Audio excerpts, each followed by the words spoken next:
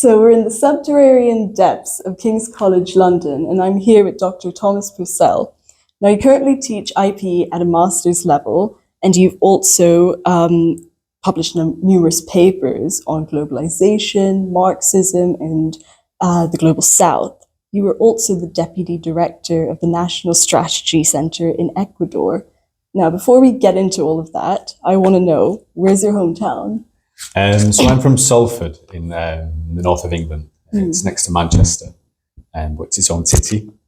And Salford is kind of famous for being one of the heartlands of the Industrial Revolution.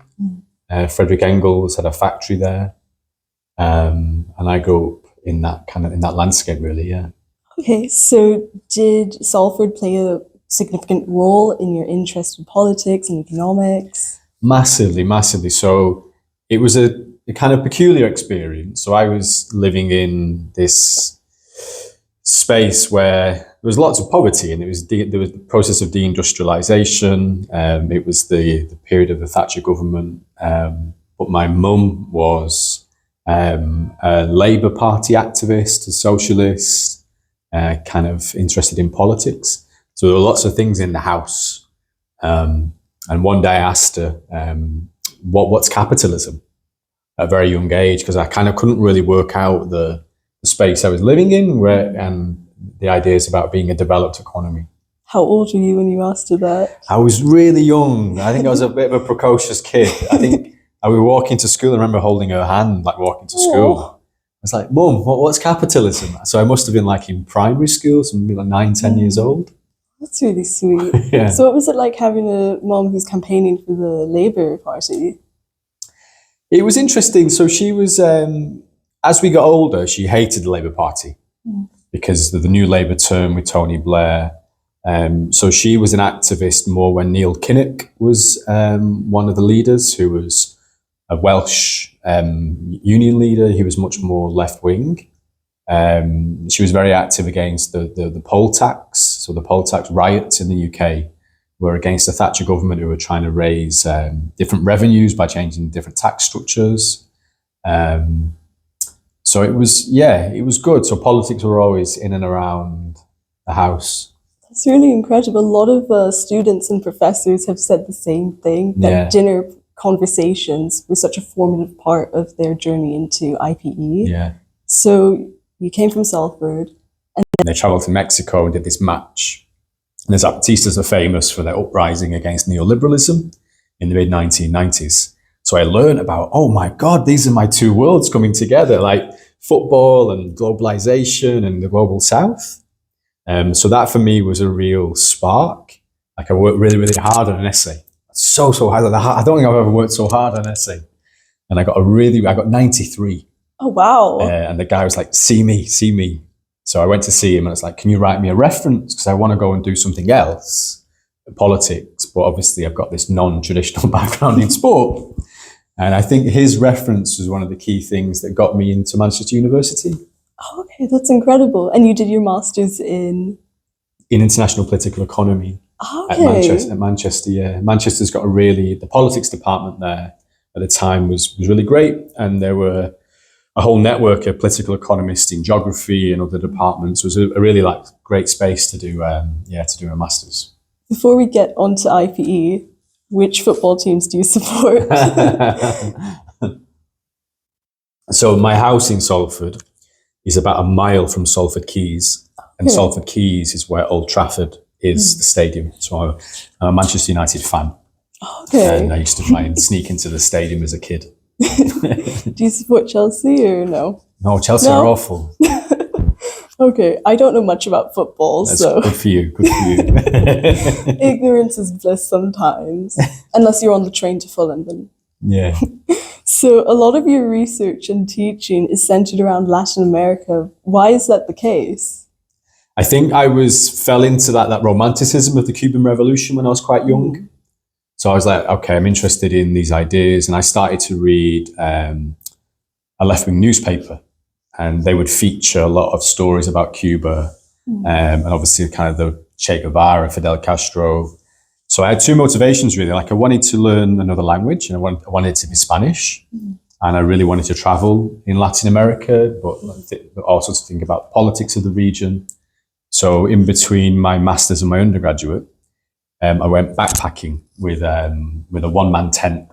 Oh, wow. I saved up about £1,000, maybe $1,500 from working I worked in an office for 6 months for United Utilities Electricity. Saved up some money and then went over to Latin America. What was the experience like working at this company? Soul destroying. Oh no, how come? I mean, it was the office environment of work. It was like precisely the thing that I didn't want to do. So from that point on, you were like, I don't want to go into the office landscape, the corporate world. Yeah, they tried to offer me a job. And the guy was really surprised when I turned it down. So was there a particular book or research article that you might have picked up during your master's that made you go, yes, I'm really where Before that, so there was a formative book that I read that was on my mum's shelf when I was very young. It was by a Labour member of Parliament called Tony Benn. Tony Benn had a book called Arguments for Socialism. So I read that book, and then when I went travelling around Latin America, I thought, okay, so I've been reading all this kind of left-wing literature, and this Marx keeps popping up. Marx Capital. I was like, I need to read that Marx. So I bought Capital when I went travelling. It was an abridged version, which means that it's kind of like, bits and pieces. And I tried to read it on my own travelling. And I've still got like notes in the margin when I was making like reflections now. And I clearly didn't understand any of it, but it was formative in the sense that like, I want to understand this. I really want to understand this. But then I guess in my MA in IPE, the most formative text, there was a school called Open Marxism. Okay. And there's a book in 1995 that was edited by John Holloway and Sol Picciotto. It's called Global Capital and the Nation State. Okay. It was like a kind of an intervention into the globalization debates at the time. So speaking to IR, IPE, and it was like it clarified for me a way to understand the world that was really empowering. Okay. Well, we wanted to get a Marx statue instead of a globe, but we wanted to be unbiased as possible. That's okay. I like the globe. Yeah, internationalism. So, how did you end up at King's?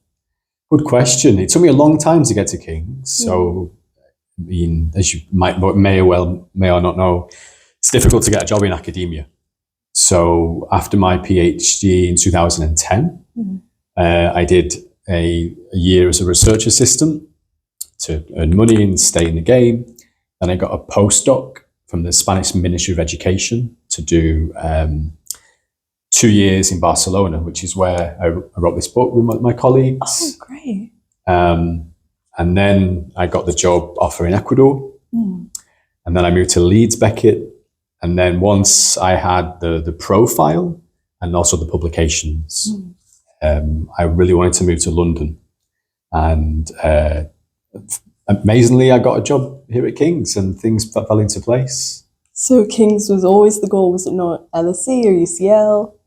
I mean, really, I would have taken any London university.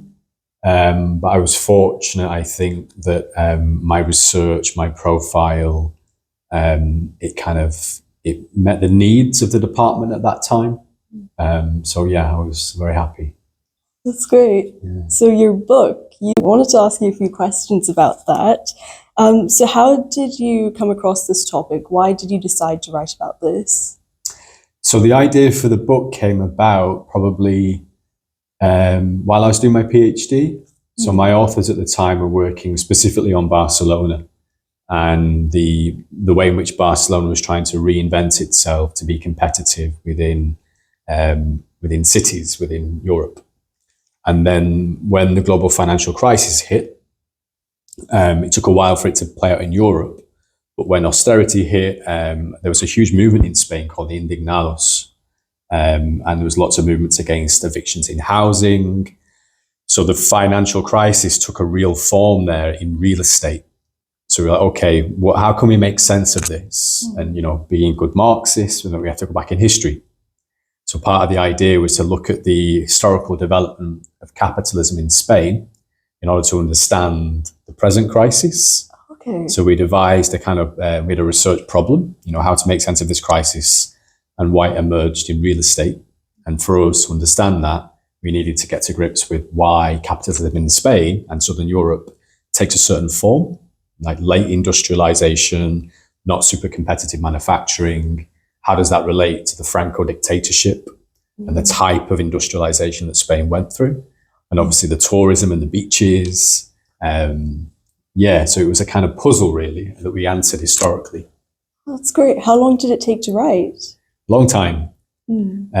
So we started in 2011 and we finished in 2014. So three and a half years. Okay. I just realized that people cannot see this book from all the way over there. So this is the book, Limits to Capital in Spain. The title is a play on David Harvey's book, The Limits to Capital. Oh, okay. So he wrote this book in 1982, which was a pioneering book in Marxist political economy that tried to take geography and space seriously. Okay. Because the part of the argument was that Marxism didn't deal with the urban and space very well.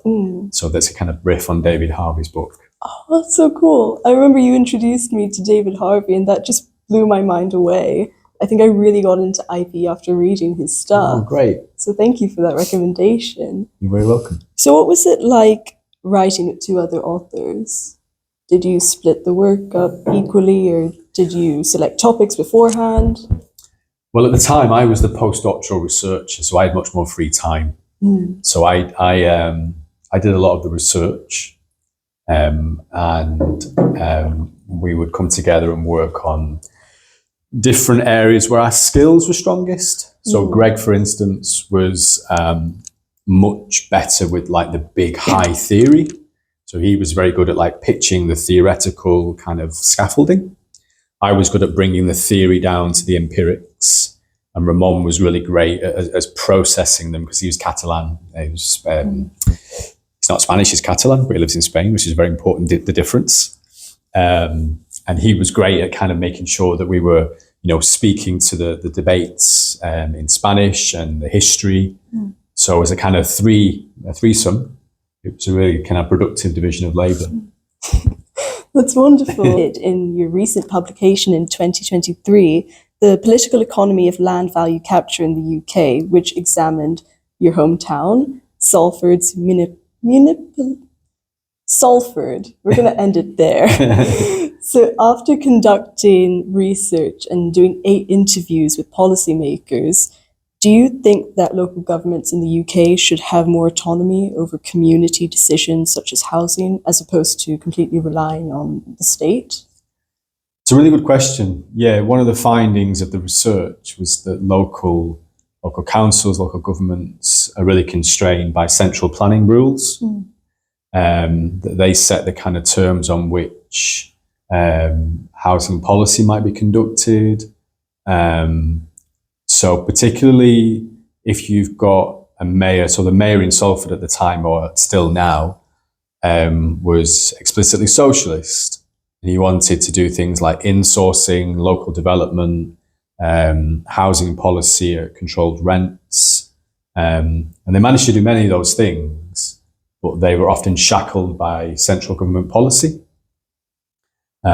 So yeah, most definitely some type of local further devolution would hopefully empower, it could empower different politics, right? But yeah, that certainly could be one way. Do you think the findings that you got from that paper could be translated to countries in Latin America? Well, value capture is there is a kind of universal debate around it, but the modes and models of urbanization in Latin America are very different. There are very different challenges around informality, around land pricing. So there are certainly generalizable things about how and why capitalism produces space, what are the problems with the market as the vehicle that delivers housing.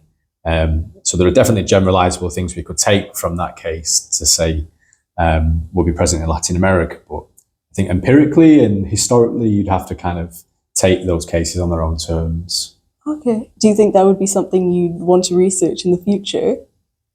Possibly, yeah.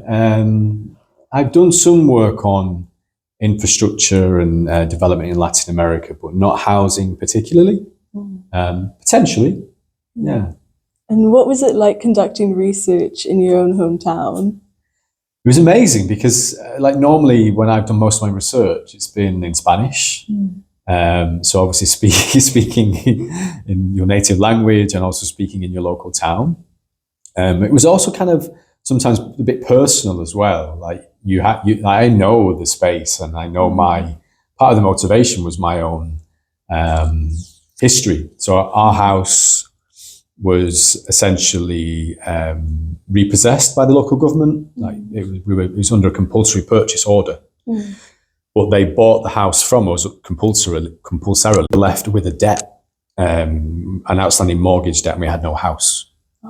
So part of me was like, okay, there's a motivation here to understand what's the model of housing in Salford and make sense of that in the present. So fascinating. So going back to that role you had as Deputy Director at the National Strategy Center for the Right to Territory in Ecuador, could you tell us what your responsibilities were for this? Yeah, most definitely. So el CNEDET, el Centro Nacional de Estrategia para el Derecho al Territorio, was a center that was created in Ecuador by invitation, really. So David Harvey, the Marxist I mentioned, and a friend of mine, an urbanist who works at the New School in New York, called Miguel Robles Duran, a Mexican urbanist, Marxist. They were both invited by a minister in Ecuador to set up a research center. This was at the height of the commodity boom, when there were left-leaning ministers. And they hired me to essentially run and staff the center. So my role was, one, to be in charge of my own research area, and two, to build a team, like a multidisciplinary team of researchers across different areas. Oh, wow. So we had anthropologists, economists, political scientists, we had artists, historians. And the idea was that in order to understand territory and space, you can't be shackled to a discipline. In broad terms, we were all committed to David Harvey's version of historical geographical materialism, which is an approach to thinking about capitalism from a Marxist perspective. But within that was a really broad church. So part of my role was staffing the team, liaising with David. He would come and visit 2 times a year. Oh, cool. One for a summer conference, and then once in the winter for like research activities and field trips. So it was partly managing with David, the team, and also I was then the contact point within the institution. So I would work with the dean, essentially of the university, on strategy, on profile, and sometimes I would talk and work with ministers when they wanted to know what we were doing, how we might help train civil servants in critical social science. I was responsible for designing public-facing seminars and organising the summer conference as well, really. So it was quite a big job. Sounds like it. I mean, there must have been some obstacles in that. How did you face them and overcome them? Institutions are complex places, particularly universities. And this university was, it was the postgraduate university of the state. So part of the challenge initially was making sure that we had the resources and the funding, negotiating contracts and making sure people's contracts are extended, and keeping a team together of different personalities, right? We had, we were Ecuadorians, Colombians, Argentinians, Venezuelans, Spanish, British, Americans. And the idea was we would be a team, but we would have different opinions. So a lot of the time it was also about trying to work towards a generative and cohesive environment. Do you think the things you learned from there, you've taken it into your teaching methods here at King's? Yeah, definitely. Yeah, I think one of the things that it taught me was like cultural intelligence and sensitivity, and the style of working together, and and using real world examples and having spaces where we can read collectively and come together and discuss ideas. There's definitely like pedagogical lessons that I learned from it. Yeah. So at King specifically, do you enjoy teaching? I do. I really do. We work really hard, particularly on the core module. Like we make sure we try and kind of make sure the lectures are speaking to the latest issues. And the master's program, as you well know, it goes so quickly. And the cohort each year always have their own characteristics and ideas, but the international diversity, the intellectual diversity is always super, super interesting and fun to engage with. Yeah. A lot of the other people in my class have been saying how quickly this year has gone. Yeah. And none of us can believe that it's the final few days, really. Well, hopefully you can kind of keep networks in and around London if you're around, but I guess people they travel home or they study somewhere else. Do you have any future research pursuits that you have lined up? Yes, I'm going to Ghana in May. Oh, wow. So you might have heard on the news that the cocoa prices on the futures markets are over $10,000 a ton. Yeah. Which is a world historic high. And my previous research in Ecuador was interviewing and understanding cocoa value chains and how financialization in particular impacts the lives and livelihoods of small farmers. So if you have this huge price volatility on international markets, what does that mean for making sense of that longer relationship? And I'm now currently working on a project to upscale that with a comparative case between Ecuador and Ghana. Okay. So I'm hopefully working towards a book project on cocoa and capitalism. Oh, that's incredible. I wish you all the best for that project. Thank you. Do you have any advice for prospective students who want to apply for the IPE program at master's level? In terms of how to write an application, or? Perhaps who's your ideal student? What kind of characteristics would an ideal student have? I think an IPE student can come in many shapes and sizes, right? So I think in principle, if you're interested in the puzzle around politics and economics, you recognize that politics on its own is not sufficient, nor is economics. So you might be an economist. You might know how to model and do kind of neoclassical work, but you recognize actually there's a space there. There's politics, I don't quite understand that.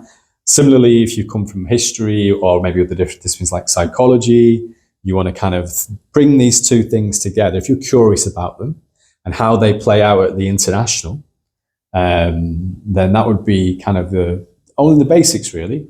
The great thing about IPE is that you don't really need any specific training. As long as you've got an appetite to read, think with theory, engage with theory, and engage with like real world political and economic issues, then you'd be well set. Great. Well, thank you so much for being an interviewee on our podcast. It's been so lovely to have you here. And thank you so much for being such an inspiring teacher. Thank you, Anika. That's very generous. And thanks for the invitation.